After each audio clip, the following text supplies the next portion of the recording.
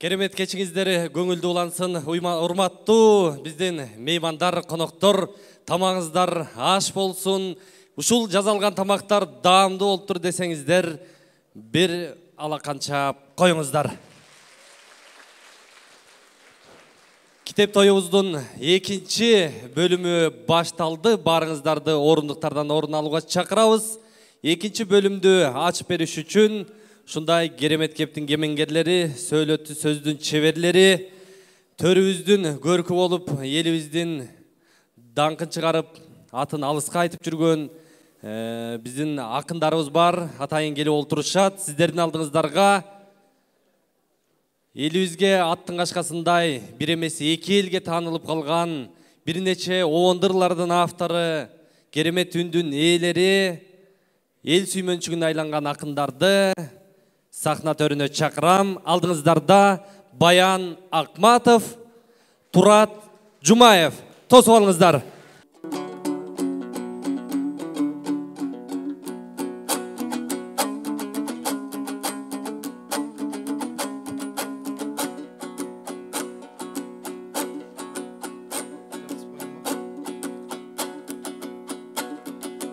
Assalamun aleykum, mından oturganдар aman ba. Nuh paygambar түшкөн кемеге, дал ошондой китепке кошулгандар aman ba. Жаздагы чыккан гүлгө окшоп созулгандар aman ba. Desem нормальныйра кол чаппай минтип настроение кыласыңар адамды. Ошентип опур топур колдоп жүр, мында комузду черткен дой балаңда. Бирибиз колдоп турбасак андан эртеңки биз той караңга. Албетте колдош үчүн келдик да, китеп менен калемде ойлош үчүн келдик да, силер менен агайын ойнош үчүн келдик да, жакшылыкка ошондой жолдош үчүн келдик да, силердей болгон кыргызга ак батаны бердик да, келечектин бактысын, нак кыргыздын жакшысын силерден бүгүн той көрдүк да, андыктан бүгүн айтарым. Ел кызыбай турбайбы, минтип комустун боорун какпаса, кооздоп сөздүн айтпаса. Жараша берет калкымды жакшы сөз менен мактаса, жамы журтум ушинтип улуу жолду дой жактаса. Bir adamdan bir gidip avrangандай таптаса. Жыттагым келет силерде, жыттасам китеп беттерин жыттагандаймындой сиренде. Эми жанымда турат дагы бар, мунун жалтанбай турган жагы бар. Кагылайын туратым, азыр учурашып баштадым. Улап берген арт жагын, улуу журткан арнагын, улууң ой дастанын. Келген элдин барысы жашы менен карысы, ыругам деп той келиште. Менден кийин келе кой, кана бермелеген ой айт негизгиңе.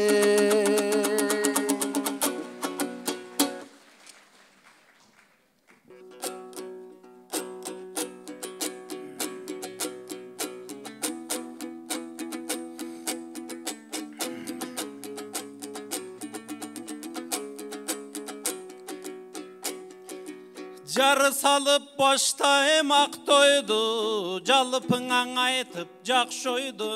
Ырырдап баштайм ак тойду, ыр менен айтам жакшы ойду. Себептүү барын чогулткан, мына бир адамдан бир китеп кереметтүү ат болду. Жалпыңаң ырдап кетүүгө жамагым бүгүн чап болду. Канакей өнүксүн десең кыргыздан, канаң өкүртө бизге чап болдуң.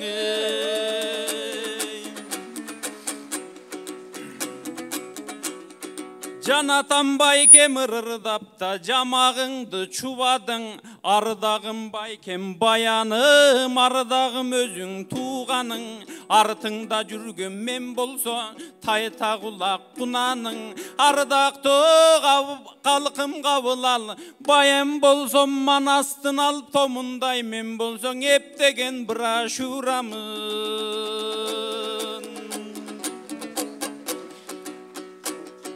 Бүгін жақшына қайчақ болсын, жамандыққа тап қойсын, жарқыған елім келіптер, жақшыға жақшы жат болсын.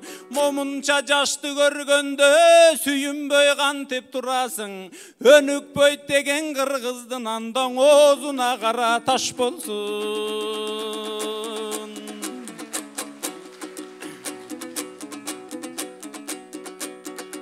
Емесең ырдап берейін, бүгін жақшыға бұрып бағытты. Ақын ерігіп алысын деп мына қалқыбыз қолды чабышты. Ансызда баян байкебіз биіктен қармайт намысты. Bir адамдан бір кетеп қарачы, білімдің генін ағызды. Илімдің генін ағызды, емі бакеме тиші вырдайын. Бакем үйіне оң кетеп алып арғанша, бақа ерлан балдарың Қырғызстанға толғын тоқой қарачы кетеп қананың ашып салышты.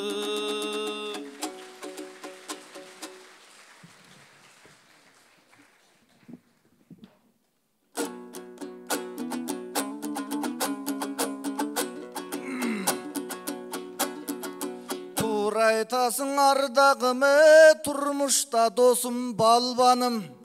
Сен айтқан сөздің бұл көзден ұлап көрейін ал жағын. Чым-чымайын ыр шықпайд, жаз келмейін гүл шықпайд. Хандықтан біздің ағайын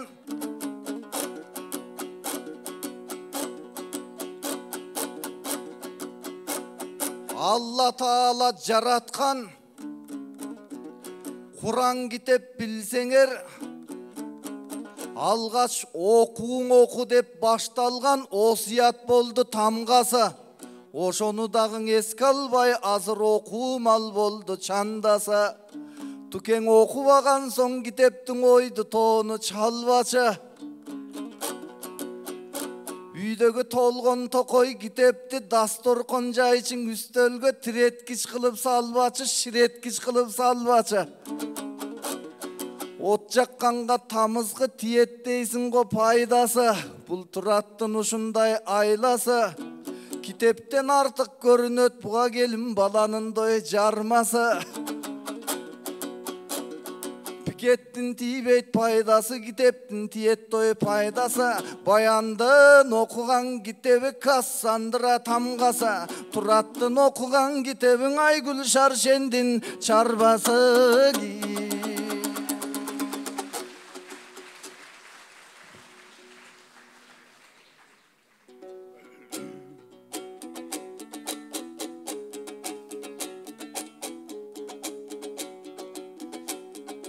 Ардағым баян байеке, қызықты сұро бар сенде.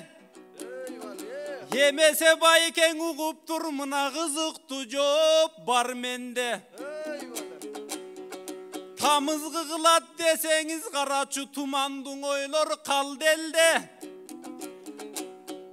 Bir кезде Айгүл Шаршенді байке қуалап оқып жүрчелен көргөндүгім қалып емне. Hazır Кассандра тамғасына жетіптір, мына жария қылды жалпелге. Сізді кіргізіп ибей пикетке сүйрөп кірген китепке. Рахмат айсаң жарашат жана сіз айтқан Айгүл Шаршенге. Анан маға тиішіп қойот күйігіп. Қанчалық китеп оқурың байкең ырыңдан турат билинип. Негизи баян байкем менен катташам үй бүлөлүк жүгүрүп. Бирок үйүнө барсаң байкемдин мына шымдары турат түрүлүп. Кызыл кара гүлгүн түс, болбосо сарың аппак түркүн түс костюму турат илинип. Amerika Kıtay'dan bolboso Türk Dubai'dan sportluk giyim giyinip Adidas, Nike, Asics jalan mına but giyim turat tizilip Halardı koşom termege Janatanmaga tiyiştin tiyişpey koyçu membele Ötkönde bazarga varsam jengekem adaşpay varıp geldele Bürök kitepkanaga jibersen kaşayıp adaşıp ketetem nege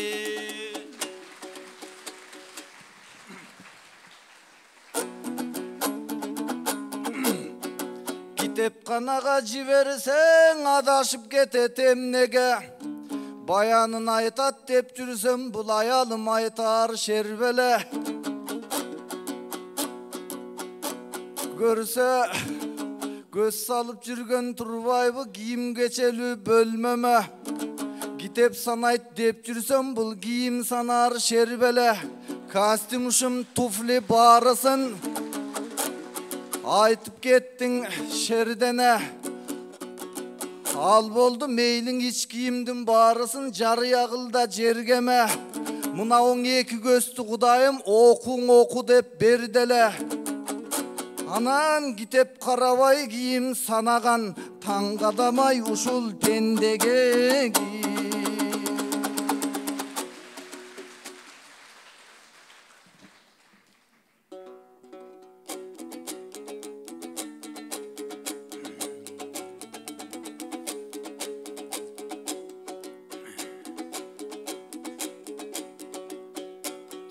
Айтасың байкебай, бұл жерде толғын тоқой аға бар. Момунчаң елді чоғылтқан мына бақа ерлан бала бар. Анан көргөнүбүздүн ырдаса кушинтип наразы болот ағалар. Байке Бишкекте Данекс Букус Бухаус сонунго китеп қана бар. Şans деген китеп дүкөн бар, болбосо сонунго деген күтеп бар, улуттук китеп кана бар. Емкиде костюмуңдуң айтпастан, жалаң китептериңди санайын. Бир костюм алчуң акчагаң, байке бүгүн 10 чакты китеп ала бар.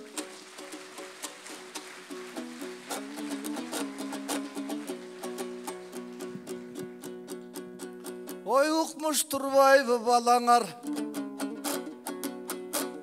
Ушундай долбоорду бизген ап келген ырас бака эрлан бала бар Ойлоп олтурсак чын элең окуу мал болгон бабалар Китепсиз болсоң адамдар анда жүрөктөр болор жарадар Андыктан силерге айтарым экөөбүздүн чымчышканыбыз тамаша Мен окуйм жакшы эле китепти, тукемдикин билбеймин, балким чындыгына жараша. Ортобуста көп болду, бересе менен дой аласа. Андыктан биздин агайын, силерди көрсөм негедир ырдагым келет ырдагым. Мына оң Асан устасты көргөндө жыргагым келет жыргагым. Надыр агайдын Куран китебин тыңдагым келет тыңдагым. Аксакалдың аталарды көргөндө колума кумган көтөрүп сыйлагым келет сыйлагым ак батаңды берсеңер жыйнагым келет жыйнагым силердин карааныңарды көргөндө мага келечектен бакталай сезилип ыйлагым келет той ыйлагым анткене аргымактын нагызын сен минесиң кыргызым Баш кийимдин төрөсүн сен киесиң кыргызым Алам башталып бүтсө да сен жүрөсүң кыргызым Астыгаң ашып кетпейсиң артта дагы калбайсың тең жүрөсүң кыргызым Кушту таптап колуңа көндүрөсүң кыргызым Өмүрдөн дагы өмүрдү өндүрөсүң кыргызым Бакыт эмне экенин айткыла сен билесиң кыргызым Кызыл желек түбөлүк жел биресин дой кыргызым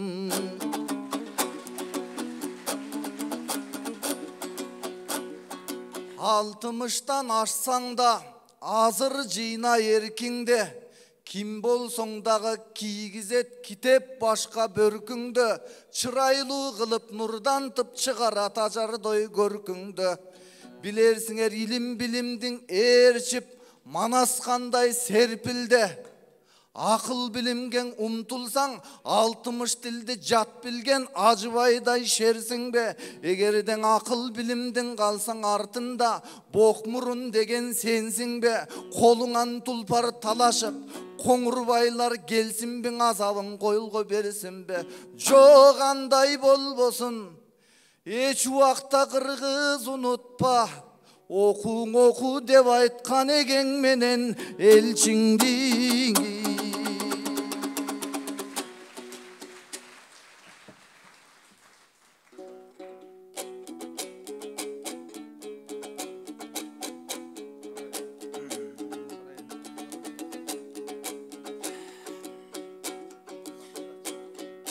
Көптөргөн ырдап байкебай, көптөрдүн бурдуң санасын, аргайсыны көп айтып жантан мендейиниңе жаптың жаласын. Айтышат десем мен менен залда турган устаздардын баарына буруп, бат эле мени унутуп каласың. Ардагы магам сен белең, андан айтышайын сен менен. Залдагың олтурганга кыйын боло бербестен, киченең айтышсаң боло мен менен. Ардактуу баян байекем, эмнениң айтам мен эме? Агайын элдин астында бүгүн керемет сөздү тереле. Таң калам бакемдин ушу талантына калайык, жанагын чаңал сөздөр сизге жөн эле келе беребе. Андыктан бүгүн калайык, бүгүн жаркырап турган күнүбүз, жалпыга жетсин үнүбүз деп айрылап бүгүн карача, шаңданып турсун тилибиз. Кымбаттуу баскан жерлерде жалпыга деп билиңиз, жанатан айтып кеткендей, карачы кечөөбүз кандай элелек, кечөөкү күндүң эстеңиз. Барыбыз жарышып китеп окубай, ал тургай жарышып болдук эт жегич. Bir kolduğun ayga karmasan, bir koldu deniz alasın, bilimdin damın sesseniz. Altın baylık taptalar, bir kanan ak bilim eken tepsegiz. Boş kalbasın desen can düğünü, boş turbasın kalayık üydögü kitep tekçeniz. Andıktan bugün kalayık açamın desen gözündü, gün sayın kitep okuğun, açamın desen sözündü. Görkömdü kitep okuyuver, görktöntöm desen sezimde. Ansızda kalkın bile jür, geçe kügötkön gezinde. Ey, çang basbasın kitep kanangsın, kanangdı, çang basbasın desen akıl esinde. Andıktan balаңдын tilin tappasan, hayalına jakpasan, жүгүрүп kitep okuğun. Uluttun bilsen sıymığın, biyiktin bilsen sıylığın, süyünüp kitep okuğun. Al turgay, жалпынын жетсең барқына, жетем десең ал тургай ата баба даңқына, түрініп китеп оқуғын жанаң оқуғын. Азыр Кыргызстан качан өнөт деп мынан жалпынын барган арманы, жалпынын барга дарманы. Андыктан айта кетели, карачы жалпы турган карманга, шашылтып китеп окуйлуң артагың уул кыз балдарга. Буюрса Кыргызстандагың өнүгөт, базардан дагы көбүрөгө, калкым ошо китеп канага барганды.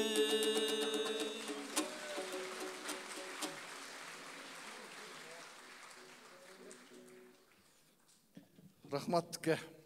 Жақшы айтыштыңыз. Экөөбүз тартыша берели дейбиз. Китептин күнүндө тартышпаганда качан тартышабыз. Бул жакта балдар суранып атат. Уруксат берсеңиздер, бир-эки обондурларыңыздан ырдап бербейсизби? Айтыштым, не кыласыз? Турат эле айта берсин, сиз обонду чыгармаларыңызды ырдап бербейсизби дейт.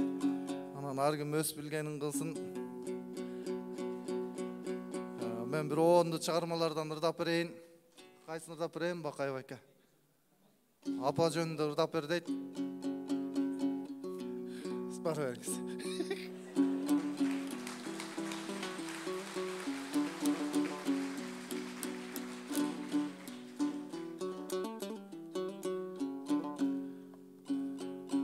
Апалар аман болуңуздар, эми баарыңыздарды жакшы көрөбүз.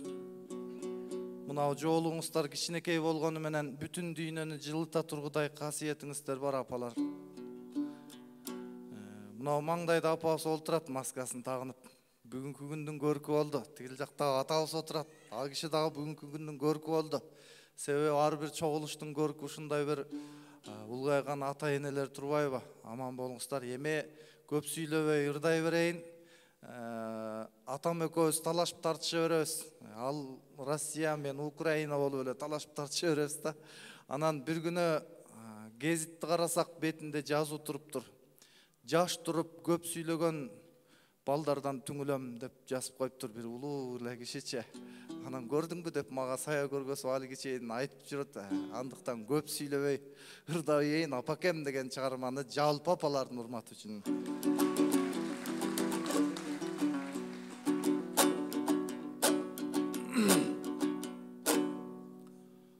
Ойнотуп бизди жетелеп, орутпай бактың бөпөлөп, калкалап мерим жамалың, карызбыз сизге эселеп. Кайгымды тарттың теңселип, карыздар ким бар менчелик, жүк болгон күнүм эстесем, жүрөгүм оруйдөй көлүп. Аламды нурга бөлөйсүң, ак көйнөк кийсең көйкөлүп, аламда бир даң аялзат, ажарлууң эмес сенчелик, ай мээрбан эмес сенчелик.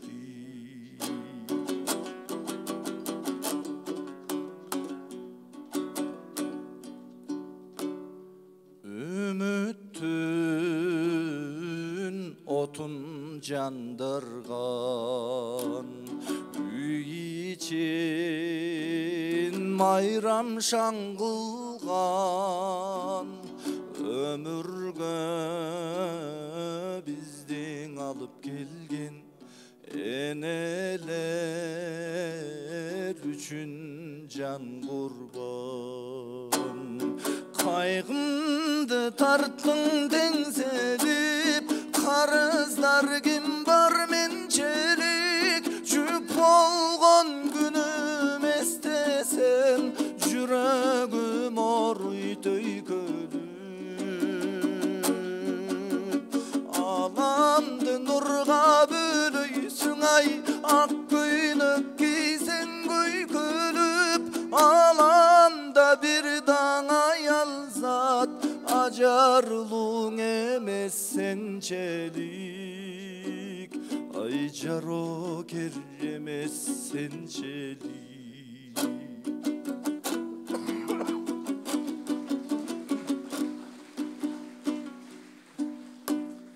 Өмүрдө канча арман бар, өзүң бар демек майрам бар. Бейиштеп сенин таманың, белгилеп айткан пайгамбар. Кантейин апаң эзилбей, канча жыл өттү сезилбей, балам деп койчу бир жолу, баягы бөбөк кезимде.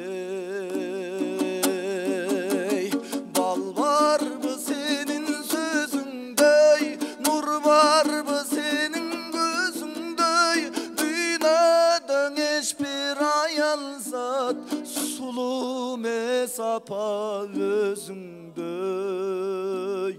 ай чырайлуу эмес өзүңдөй, ай сулуу эмес Apol özüngdey.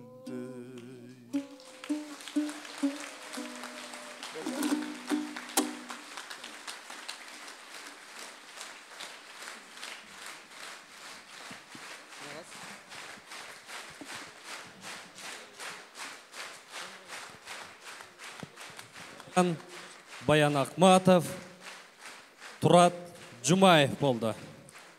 Баракелде. Урматтуу коноктор, көгүлтүр экранга назарыңыздарды бурабыз. Бир адамдан бир китеп долбоорунун толук видео ролигин көрөбүз.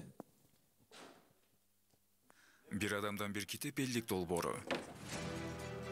Мекенибизде китеп окууну даңазалоо, элибиздин интеллектуалдык, руханий дараметин жогорулатуу, шаар, регион жана алыскы аймактарда китеп жетишсиздиги жана китепкана көйгөйлөрүн чечүү, билимге инвестиция жасоого багытталат. Бир адамдан бир китеп долбоору 2019-жылдын 5-январында Нарын облусунун Актала районуна караштуу Кош Дөбө айылында ишке ашкан.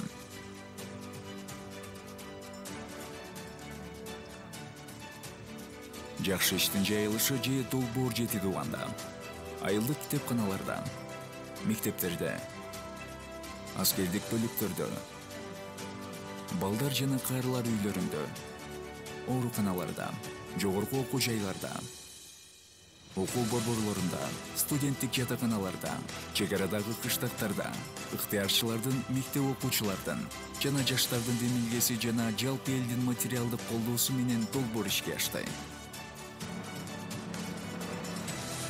Өлкө боюнча 200дөн ашуун китепканада ачылыштар болду. 150 миңден ашуун китеп жеткирилди. Жеткен китептердин акчалай наркы 40 миллион сомдон ашты. Жалба көтөргөн жүк жеңил болот. Долбоорду Кытай, Туркия, Германия, Египет, Дубай, Россиядагы студенттер, мекендештер өлкөбүздөгү китепканаларды ачууга чоң салым кошуп башташкан. Китеп окуу кадамдары. Борбор калаада пикеттин эмес, китептин аяндын курабыз деген чакырык менен Китепкөй ала тоо өнөктүгү старт алып, облус, район борборлорунда китеп фестивалдары өткөрүлүп, айыл, кыштак жайлоолорго чейин жайылтылды. Кызыктуу фактылар. Лейлик районуна 35 миң китеп чогултулуп, жүк ташуучу унаа менен жеткирилген. Ачылган китепканалардагы окуучулардын эң алды 10 айда 150 китеп окууга жетишкен. Китепкөй окуучулар жалпы республикалык тесттен алтын сертификат, олимпиададан алдыңкы орундарды багындырышууда. 2 айылда соода дүкөндөрү коомдук китепканага берилди. Манас району, Манас айылы жана Аксы району, Кызыл Көл айылы. Аскер бөлүктөрүндө Китепкөй кыргыз армиясы деген чакырык менен долбоор жүзөгө ашууда. Китепкөй, окурман үй бүлө, Китепкөй жайлоо сыяктуу өзгөчө иштер орун алууда. Республика боюнча акыркы 5 жылдыкта китеп басуу жана жаңы чыгармалар кескин түрдө өскөн. Китеп окуу боюнча айыл кыштактардан баштап борбор калаага чейин интеллектуалдык конкурстар байма-бай уюштурулуп, 100 миңдеген адамды камтыды. Китептой интеллектуалдык маданий иш-чарасы облус, район борборлорунда старт алып, ресторандарда өзгөчө форматтагы тойлор өтүүдө. Китеп жарманкелери орун алып, китеп белекке берүү модага айланууда. Жасалган иштер эл аралык коомчулуктун көңүлүн бурдуруп, сынакка катышып, 2020-жылы Содружество дебютов Россиянын Москва шары. 2021 жылы самый лучший социальный проект страны СНГ. Армениянын Капан шаарында КМШ өлкөлөрүнүн арасында абройлуу сыйлыктарды жеңип алган. Иштердин натыйжасы элибиздин, жаштардын жаркын келечегин үмүт берет жана алдыда өлкөбүз дүйнөдөгү гүлдөгөн өлкөгө айлануусуна өбөлгө түзөт. Биздин миссия Кыргызстанды дүйнөдөгү эң китепкөй өлкөгө айландыруу. Бир адамдан бир китеп долбоору. Өлкөнү өнүктүрүү формуласы. Бир адамдан бир китеп долбоору, өлкөнү өнүктүрүү формуласы дейт. Чындап, өлкөбүз ушундай илим билим менен өнүгө берсин. Мен залга суроо бергим келип атат. Шоро ичпегендер, кол көтөрүп коесуздарбы? Шоро ичпегендер. 1, 2, 3 эле ошо айылдан келип эле ичерек окшойт. Болбосо Бишкектен эсибизди оодарган ысыкта шородон башка жардам бере турган, канды катыра турган башка суусундук жок. Биздин ата мекендик өндүрүштөрдүн сап башында келе жаткан Шоро компаниясын баарыбыз билебиз, баарыбыз даам сызганбыз. Ушул компаниянын негиздөөчүсү, ишкер агабыз Жумадил Эгембердиев агабызга сөз беребиз. Тусуп алыңыздар.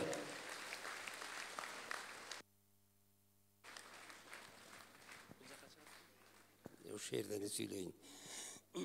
Саламатсыздарбы, урматтуу жаштар, урматтуу бүгүнкү иш-чаранын катышуучулары, майрамыңыздар менен. Мен аябай сүйүнүп атам да, мына могу жерде 1000 киши бата турган тойконада бүгүн биз китепке арналган, билимге арналган, жаштарга арналган иш-чараны өткөрүп атабыз. Давайте жаштар, бүт райондогу областтагы могу окшогон тойконаларды ушундай иш-чарага пайдалангыла.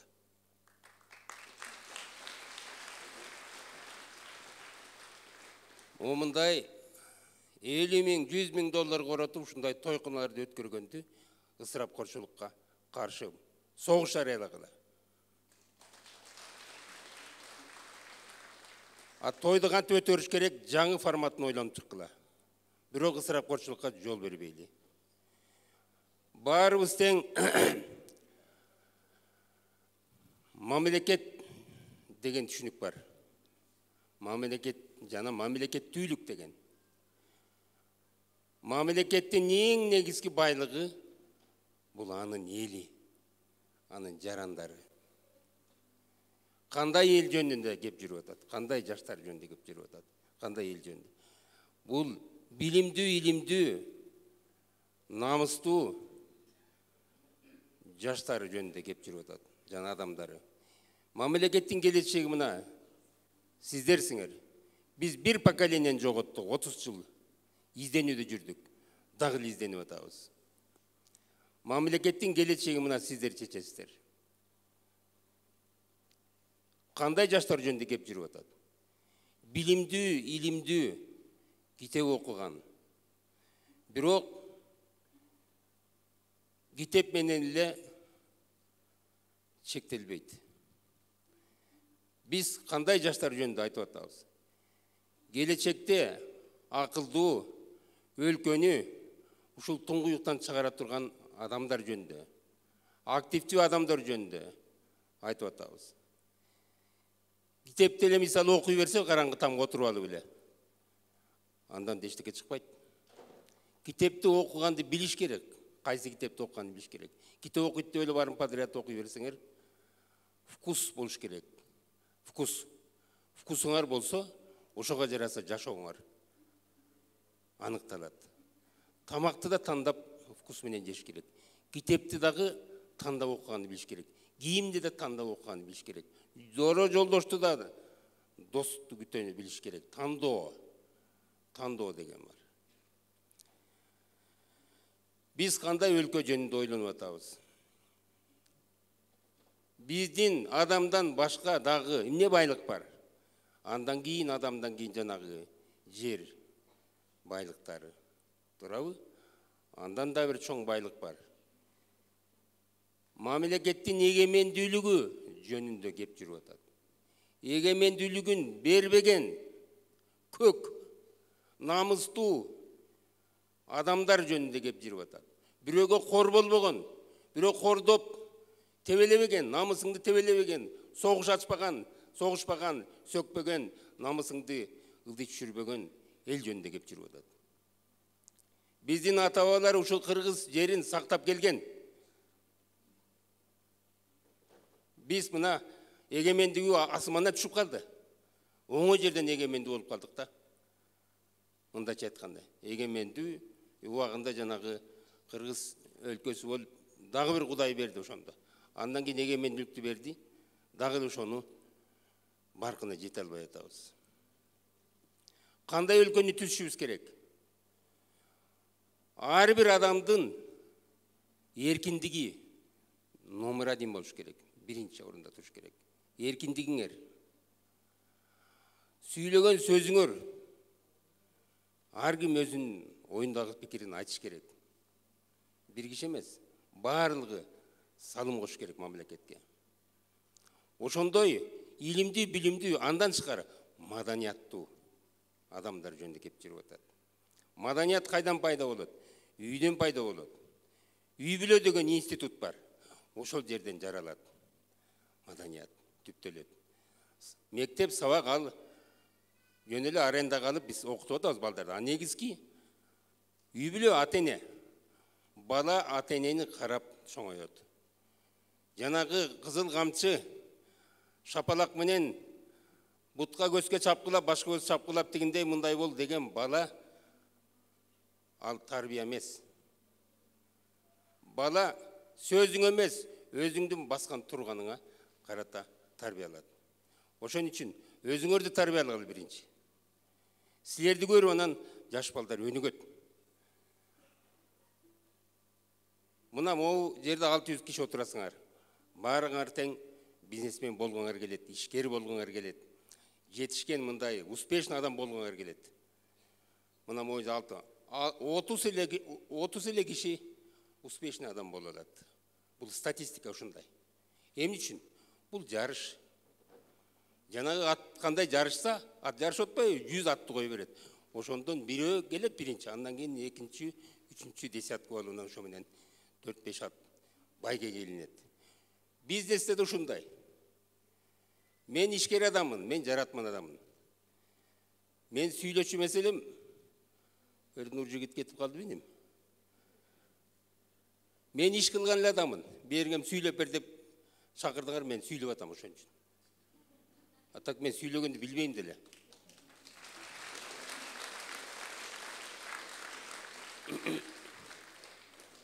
Мен ишкер болом десеңер, идея болуш керек. Эми алым сабак айтсалы, бир 15 минут сүйлөйүн, андан кийин бир 4-5 киши суроо берели, ошо менен бүтүрөлү. Тарых толтура. Вакыт жок. Ишкер болобуз десеңер, идея керек. Идея. Ошол идеянын артынан анан биригет адамдар. Чү дегенде эле өзүңөрдүн единомышленниктер тапкыла. Единомышленник тапкылат. Баалуулуктар менен биригиш керек. Баалуулуктар менен. Баалуулук деген эмне? Жана максаттың, мышлениең, миссияң. Ошого карата адамдарды табасыңар. Ошого жөндөмдүү болушуңар керек. Ошону табасыңар же таппайсыңар. Идеяңар бар же жок. Ошого карата силердин тагдырыңар. Чоң брендти түзөсүңөрбү же түзбөйсүңөрбү? Же просто кара курсактын арасынан эле артынан жүрөсүңөрбү? Ар ким кара курсагын багат. Любой киши багат кара курсакты. Бирок жүздөп, миңдеп жумуш ордун түзүү жөнүндө кеп болуп атпайбы? Ошентип команданы чогултуп, максатты айтып, миссияны түшүндүрүп, анан кийин дукту бериш керек. Болду. Сен ошо менен жумушуң бүтөт. Калганы элдер өздөрү иштейт. Дальше уже менеджмент, управление. Бизнес баштаганда туугандардан коркула. Түшүнүп атасыңарбы? Биз ошонун асабын далай тарттык. Туугандардан коркула дегеним, ошол силердин максатыңарды, миссияңарды, баалуулугуңарды бөлүшө турган, разделять эте турган адамдар болсо, анда туугандар иштей берсе болот. Түшүнүп атасыңарбы? Себеби ал жерде 20, 30, 40, 50, 100 киши, 1000 киши иштеп атпайбы? Барлыгынын максаты, мүдөөсү, багыты бири болуш керек. Ошон үчүн корпоративный культура деген түшүнүк бар. Ошону түзүш керек.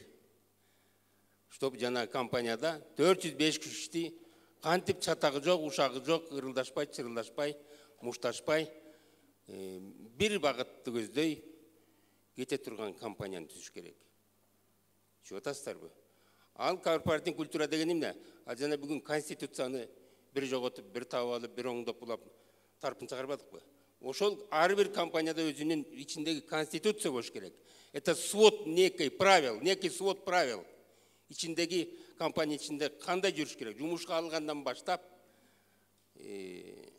баалуулуктар жөнүндө, тартип жөнүндө, кодекс чести деп коет, кодекс.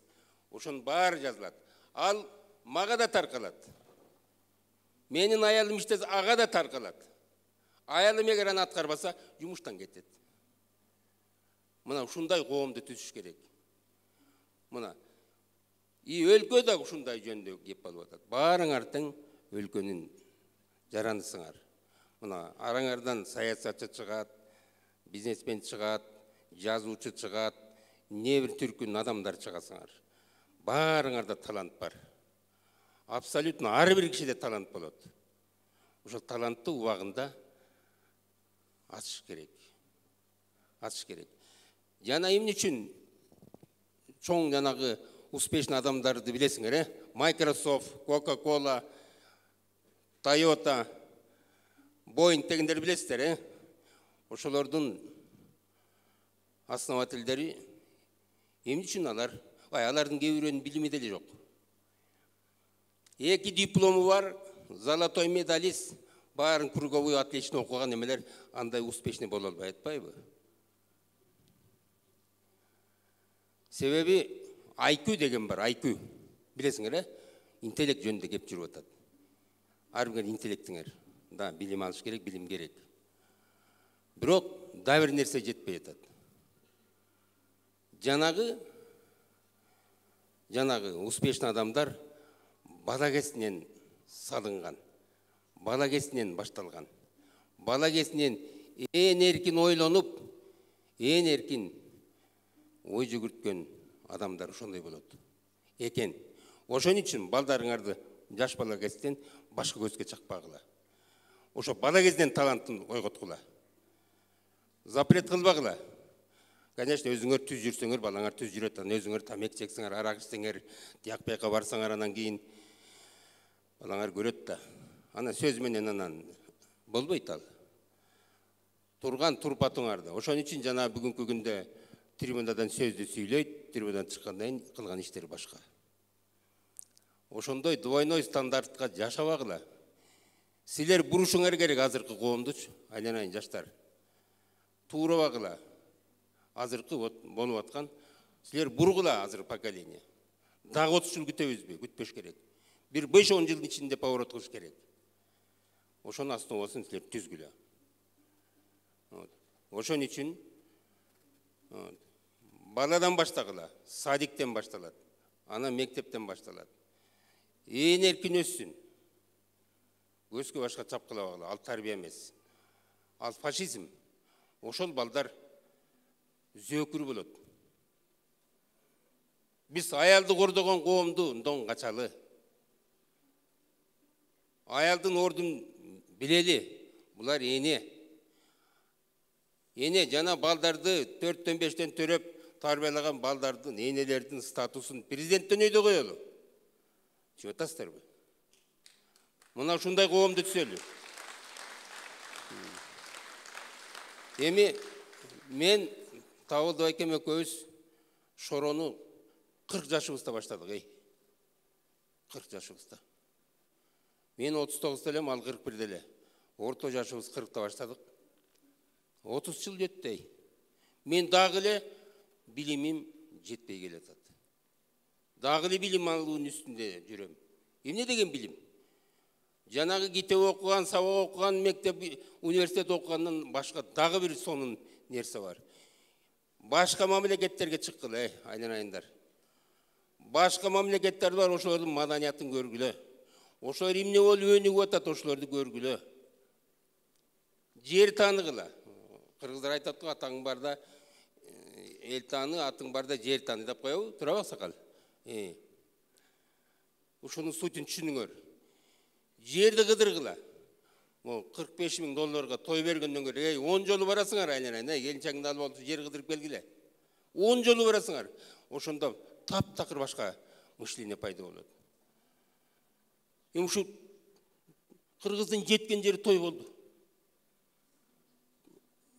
Мындан башка эчтеке ойлону эле кыргыз, тойкана ойлонду, болду. Тойкананын келечеги жок. Бул эми убагында бүттү. 30 жыл жыргадык, таныс тептик. Токтотуш керек азыр. Ушуга кеткен акчаны садик куралы балдар.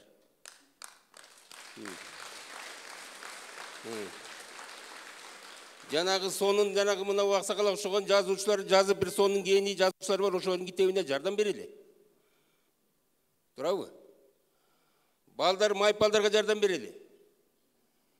Ушинтип кыйналып турганда тойду эмне кыласың? Аны тойду эми жанагы зөөкүрлөр берип атат тойду, эми сөздүн ачыгын айтыш керек.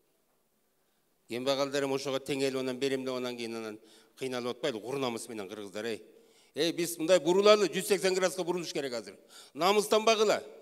Кыргыз 60-70% караңгы болуп атат.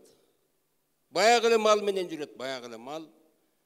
Кыргызды мал сүйрөбөй атат астыга, өнүктүрбөй атат. Аягында мен эмнени айткым келет? Айта турган сөз көп. Мен Шоронун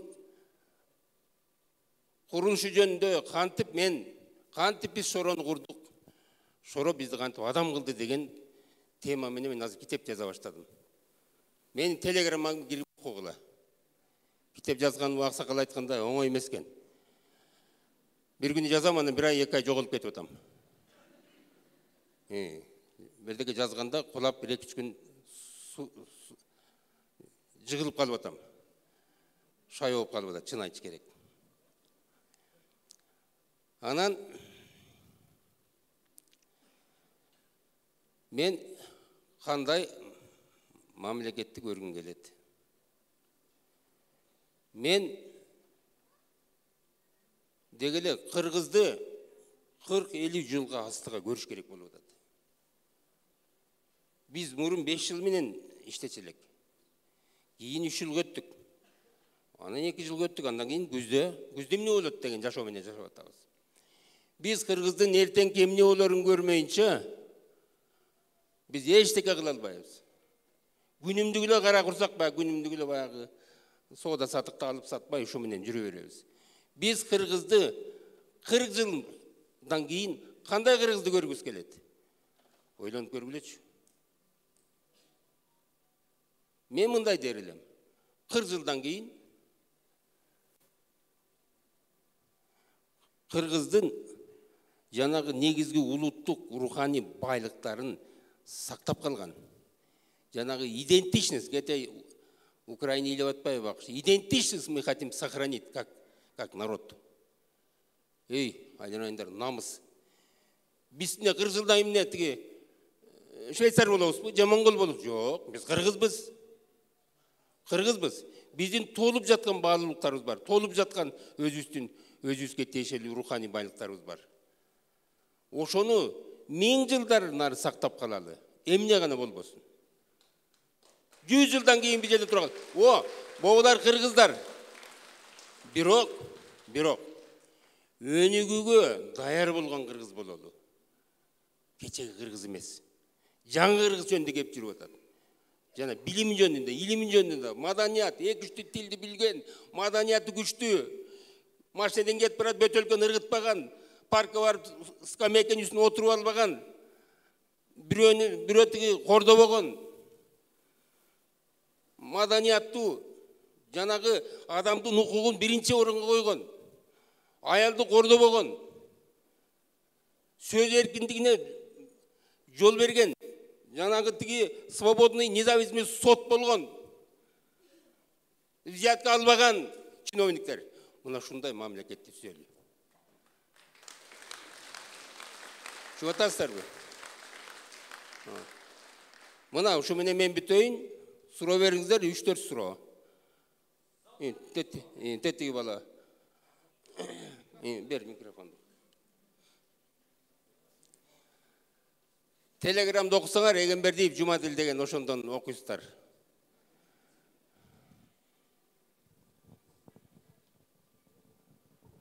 Мен деле жазганды билчү эмесмин. Кийин үйрөндүм. 1-2 жыл болду жазганыма. Жумадил агай, сизге чоң рахмат. Бизде жаштарга өзүңүздүн кеңештериңизди жакшы айтып өттүңүз. Менин атым Азамат болот, жаш мугалимдерден десем болот. Сизге 2 суроо бергим келип атат. Биринчиси, ишкер болуш үчүн кайсы китептерди окуш керек, кайсы тилде окуш керек? Экинчи суроом болсо, бул биз негизи төрөлгөндөн бери бизде жаштар шоро ичип келатат окшойбуз. Шорону биз аябай жакшы көрөбүз. Жаз келгенде биз шоронун сатып аткан эжелерди мындай аңдып шыкалап карап калабыз да, качан шоро чыгат деп. Анан берейин деген суроом, эмнеге шоро кымбаттап кетти, доллар арзандап атпайбы?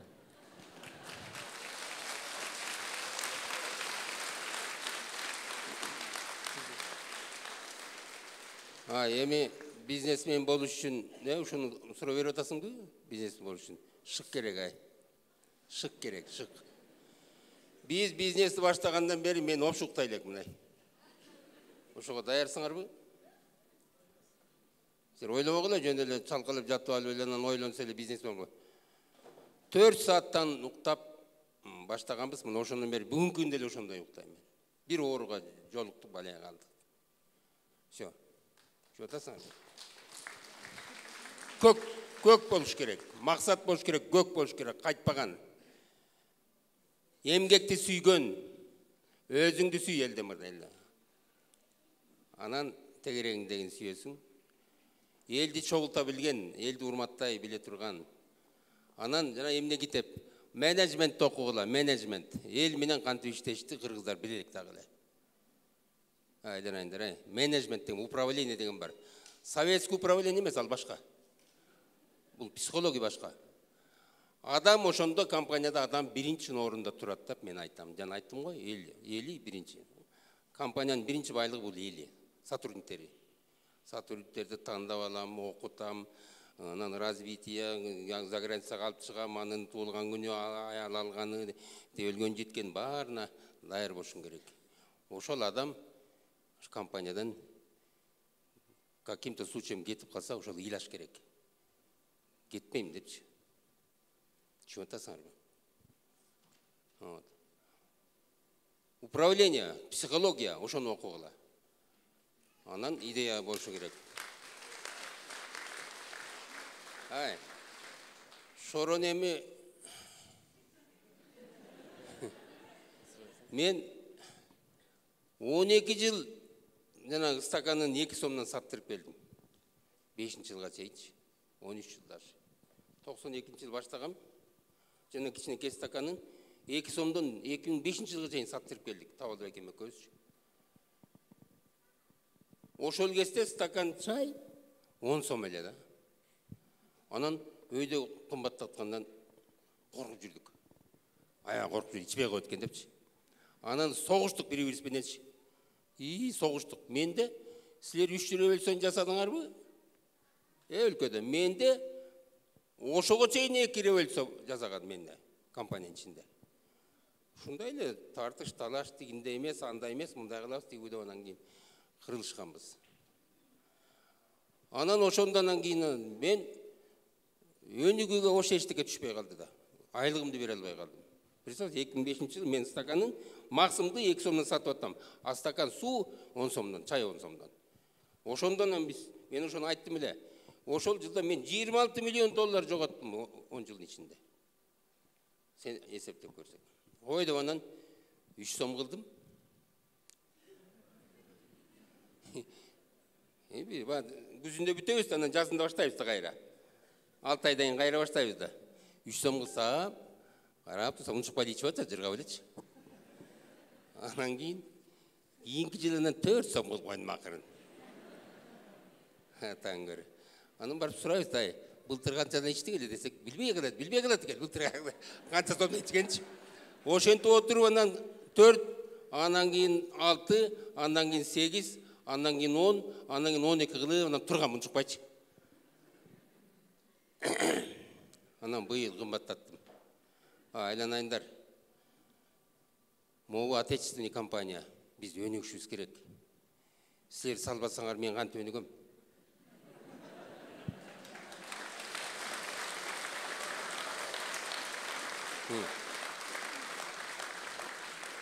Бул атамекендик компания. Анан жанагы столовойда жанагы кичинекей чайник 3 кишиге жетпей калат. 250 сом. Ичип атпайсыңар ошону барып. Сууну. фреш, жана фреш бар ғой, эмеден жазайт, жанагы бирдекеде бирдеке кошо коюп анан фреш жазайт. 300 сом мынакей 250 стакан. Ёлки-палки. Башым ооруйт.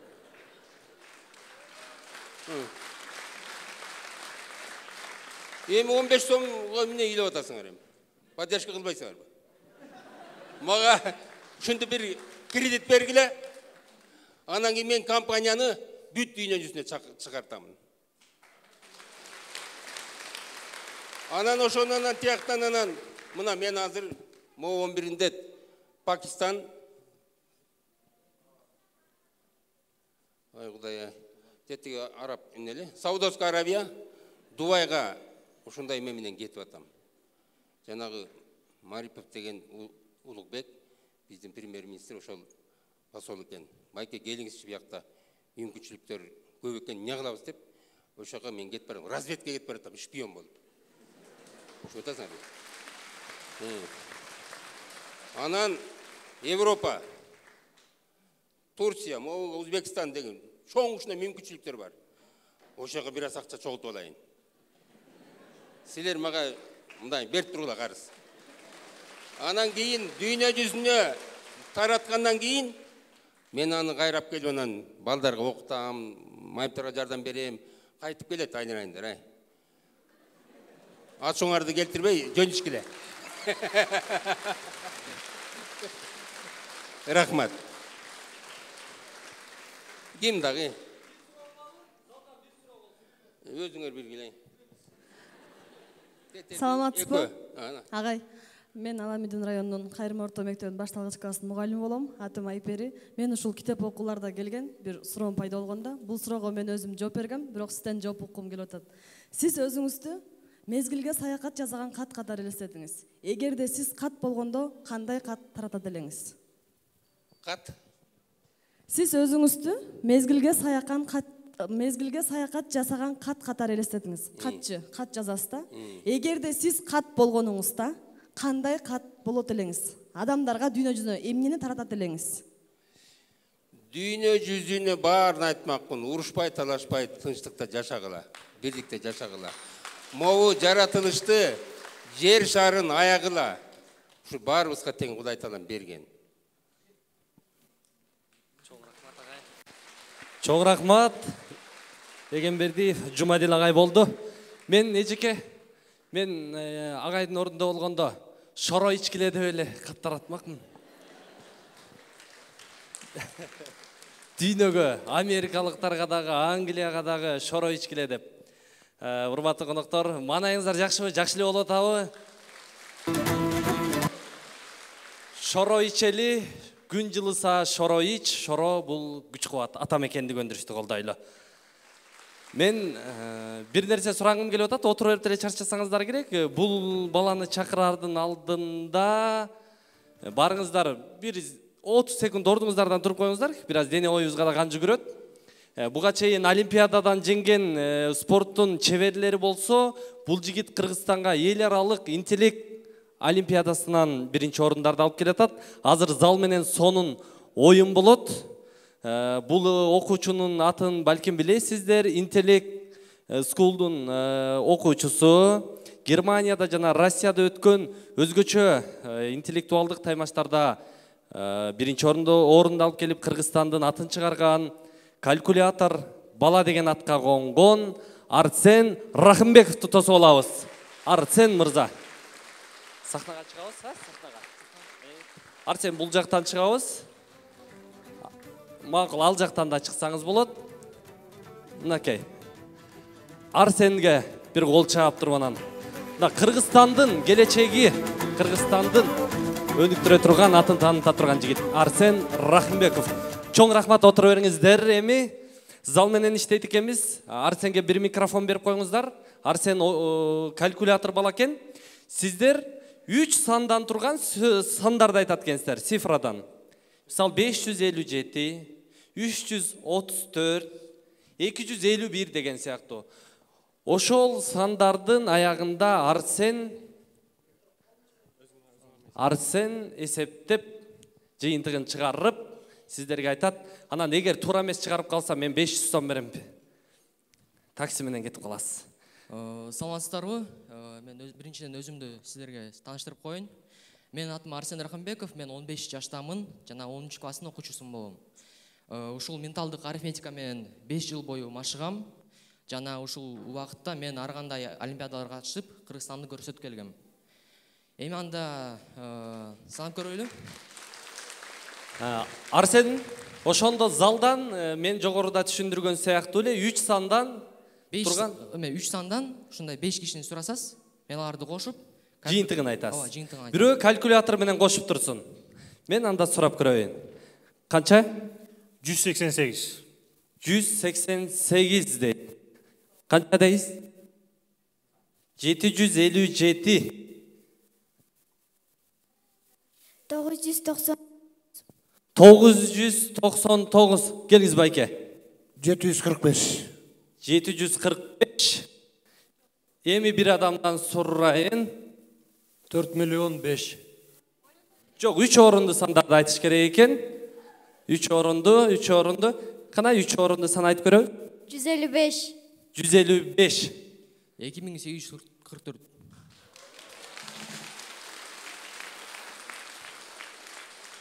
Туура чыктыбы? Ким калькулятор менен эсептеп атат? Дагы эсептеп турабыз, мен сурайм. Арт жактагылардан канча жакка барып кеткен анда? Ана канча? 313. 313. Кайталып коесузбу? 313. 313. Келиңиз. 157. Канча? 157. 157. 416. 416. 515. 515. Эми бир сан калды, Эжеке канча деп айтабыз? 480. 480. 1881. О, баракелде. Эми дагы бир эксперимент кылып көрөлү. Эми үчүнчүсү чын же чын эмес экенин билебиз. Бул албетте тамаша, бирок айтып көрөбүз. Канакей? 784. 784. Апа канча деген сан бересиз? Бул жигитке канча жаш бересиз? 610. 610 берет экен. 610. 436. 436. 789. 789. 960. 960. 960. 3579. О, баракелде. Эми анда дагы бир нерсени көргөзөйүн. Сиз анда 3 кишини сурайлы же 5 кишини сурайлы. Сиз өзүңүздүн туулган күнүңүздү айтасыз. Мисалы 19 апрель 1956 жылы деп айтасыз. Мен сиз кайсыл күн төрөлгөнүн айтам. Понедельник, вторник, ушул сыяктуу болот да.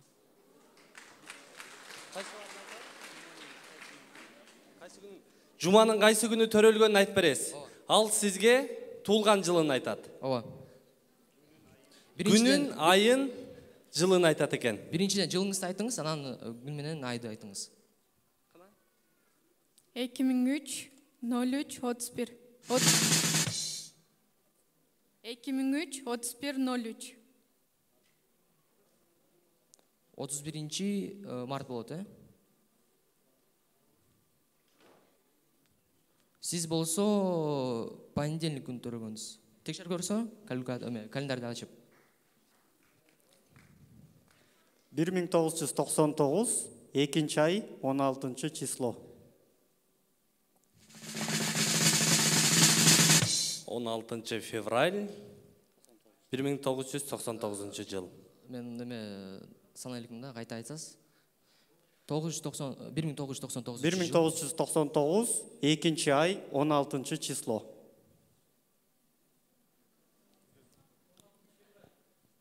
Февраль. Бул болсо вторник күнү. Тура. Бали, азаматсың. Арсен, азамат, биздин бюджетке япондордун бюджетти эсептеш үчүн, казынанын акчасын чыгарыш үчүн япондордун сандаган компьютерин албай эле Арсендей баладан жүздү тарбия алып алса Кыргызстан бюджетин чыгарып койгудай экен. Бали, бар бол Арсен. Чоң рахмат. Чындап калькулятор бала бекен. Анда кол чабыңыздар. Өркөнүң өссүн. Кыргызстанды дүйнөгө таанытып жүрө бере. Бар бол Арсен. Арсен деген жигит болду. Мынакей бизде ушундай эр азамат уулдарыбыз менен мактансак болот. Саналуу мүнөттөр калды туугандар, мен ага чейин сиздерди көр дүйнөгө эмес, жан дүйнөгө жетелеген поэзия дүйнөсүнө жетелегим келип отурат. Алдыңыздарга Чыңгыз Айтматов атындагы мамлекеттик жаштар сыйлыгынын лауреаты, жаш акын Максат Жаңгазиев жана бул эжекебизди билбеген жан болбосо керек. Акшооланын ыры, дагы Бакыт Сейталиев агабыз көп ырларына обон жараткан, Кыргыз Республикасынын маданиятына эмгек сиңирген ишмер акын эжекебиз Жипара Исабаеваны тосуп алыңыздар. Поэзия мүнөттөрү сахнага.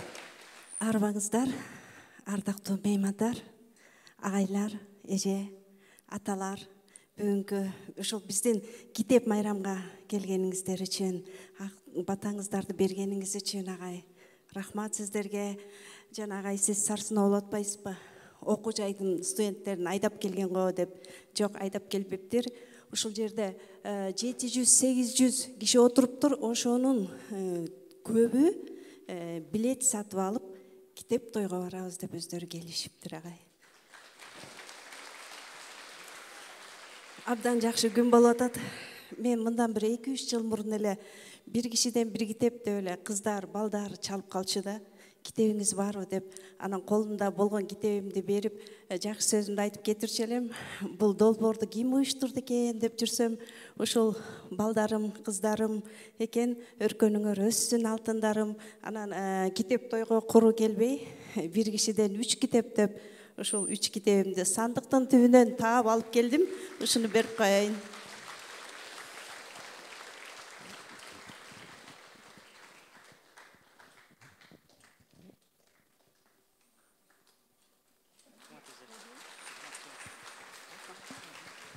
Анда Максат иним экөөбүз алмак салмак ыр окуп берели. Биз байкем кантип бизнесмен болуш керек, Нуржигит кантип ыймандуу болуш керек, кантип адам болуш керек деп айтып кетти. Биз болсо ыр менен эле айтып берели, керектүүсүн алып алгыла балдар, Апалар жөнүндө жакшы сөз болду. Ушул жерде отурган апаларга, ананда болочокто апа болчу мынакей сиңдилериме, кыздарыма арнап, бүгүн менин туулган күнүм деген ырды окуп берейин.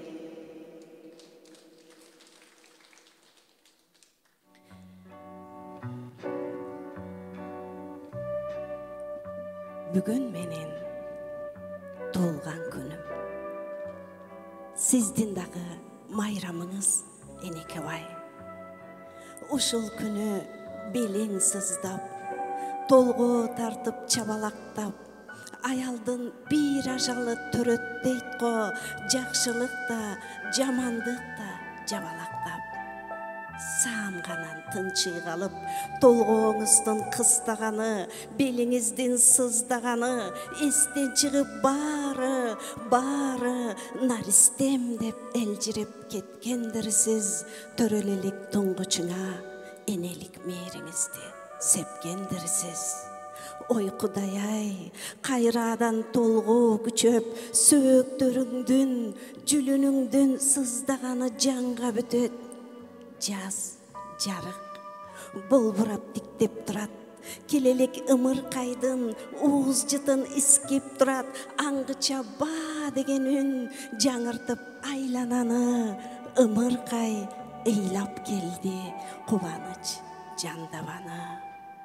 Мен анда ыйладымбы, а балким эң алгачкы ырымды ырдадымбы? Ошондо энеке сен, жараткан теңирден сен, ырдайтып жеткире алгыс даражаң сездиң бекен? Жомоктоп периштедей бакытка денең балқып мағдырай кеттің бекен, о ене, енекебай, бүгін сіз төрөгөн күн.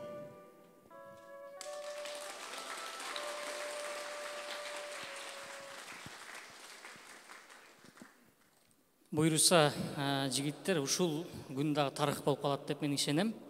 Арбак ишиңерде ийгилик коштосун, китеп сүйгөн, өнөр сүйгөн, маданиятты сүйгөн, өлкөнү сүйгөн жаштар көп болсун. Анан ушул долбоор менен биздин раматылык акын агаларыбыз да жүрүп калды. Зайырбек Ажыматов деген өткөндөр даңкталмайча тирүүлөр баркталбайт дейт. Мен уруксат этсеңиздер, ошол кишинин ырын окуп, анан өзүм ырларымды окуп берейин. Жипареже эне жөндөрүн баштады. Зайырбек агабыздын Иреркө деген бир эне жөндө сондыры бар, ошолорду окуп берейин.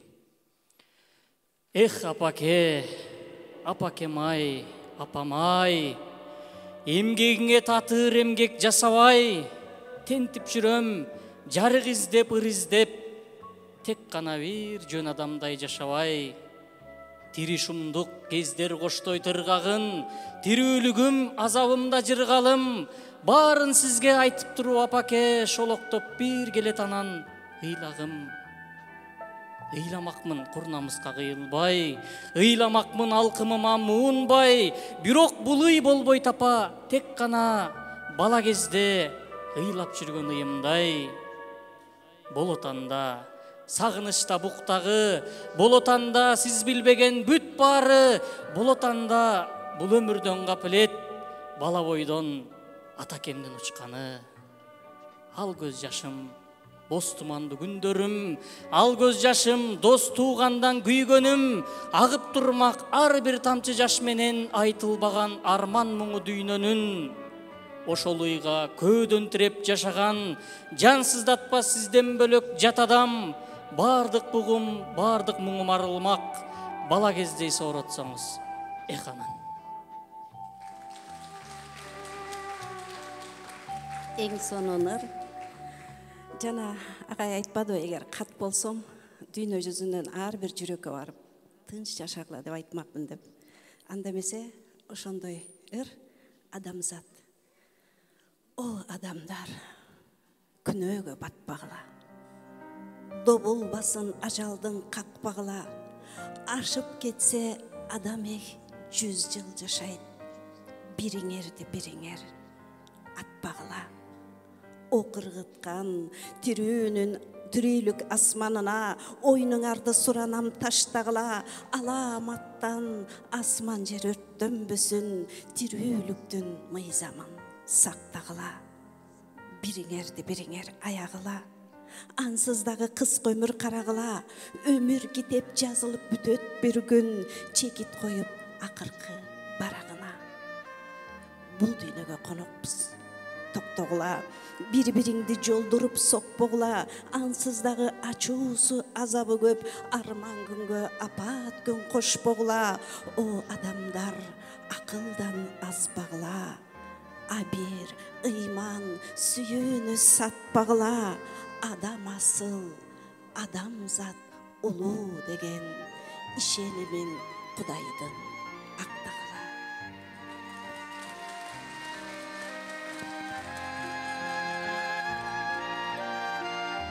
Бул ыр 2 жыл мурда жазылган, бирок эч кимге окуп бере эле келем. Сиздер үчүн окуп берейин. Атың өчкүр согуш. Бир доорлордо курал кылып кылычты, бир доорлордо мылтык тойлоп чыгышты. Бул жарыкка жаралганы адамзат бири-бирин согуш менен кырышты.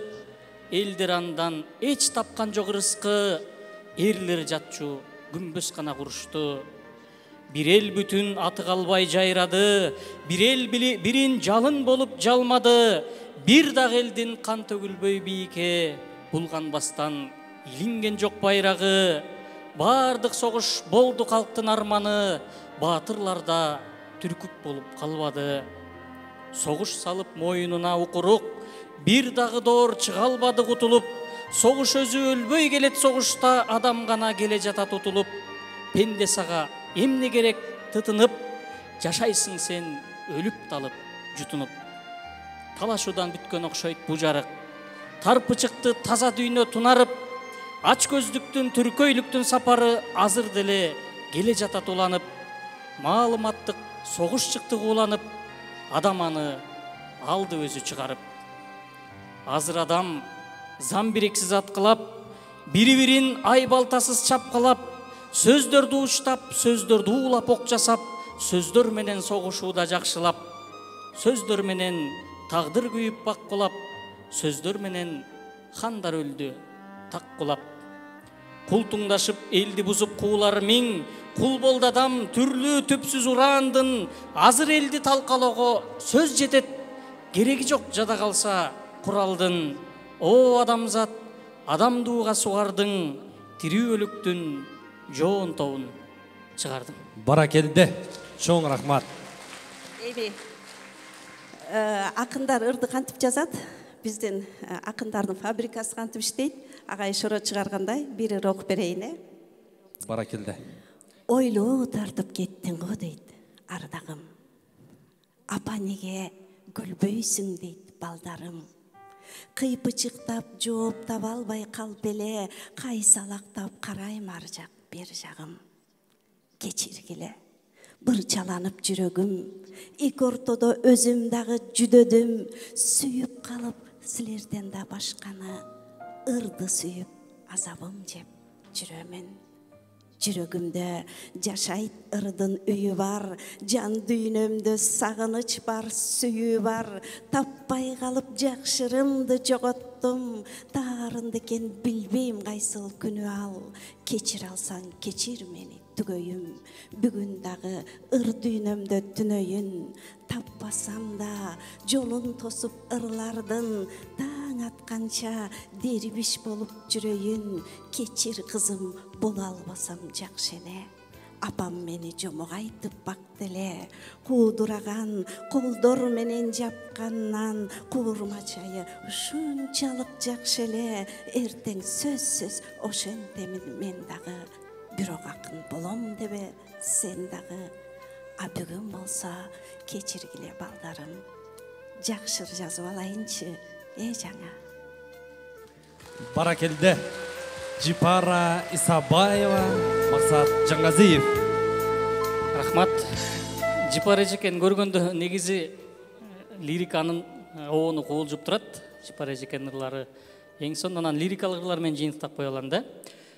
Буйруса заман оңолот, келечектүү жаштар бар кезде заман оңолот, жанагындай социалдык учурлар өтүп кетет, анан түбөлүктүү сүйүү темалар калат, көкүрөктө сүйүү гана болсун деп сиздерге бир сүрөт деген ырды окуп берейин. Айга күнгө теңебеймин сизди мен, андан мүмкүн артык болуп жүрбөңүз. Ашык болуп калганымды жашырбай, аша чапсам азыр эле тилдеңиз. Көзүңүздү карагаттай дебеймин, андан сулуу, андан мөлтүр балким ал. Бир күйгөнүм, бир күмөнүм ушунда, бирок сүйгөн адамыңыз бар чыгар. Дей кандай өзгөчөсүз өзгөдөн, дем болдуңуз дарысындай капамдын. Эң кызыгы окшош чыкты атыңыз, бала кезде сүйгөнүнө атамдын. Атаманын сактап койгон сүрөтүн, сүйсө керек таза жаштык дил менен. Арзу дагы аны курматушудур, апам аны өрттөбөгөн, тийбеген. Сиз да мага бериңизчи бир сүрөт, болмок мага баа жетпеген байлыктай. Эгер сизге жетпей калсам жашоодо, сактап өтөм жубайыма айрытпай. Максат Жаңгазиев, Жипар Исабаева эжекебиз болду. Баарыбызды поэзия дүйнөсүнө жетелеп, поэзия менен жан дүйнөбүздү сугарды. Бар болуңуздар акындарыбызга, чыгармачылыгы ийгилик. Урматтуу коноктор, азыр сиздер